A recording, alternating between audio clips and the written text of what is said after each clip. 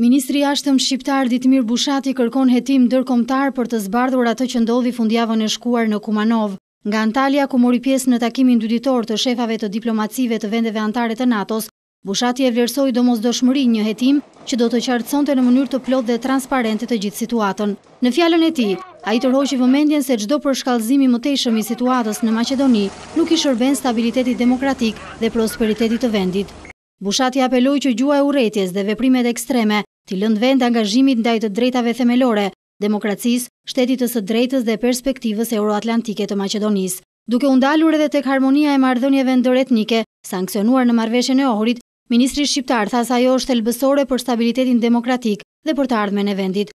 Edhe pjesëmarrësit në takim dan shqetësimin për zhvillimet e fundit në Maqedoni, një vend që aspiron antarësimin në NATO dhe BE.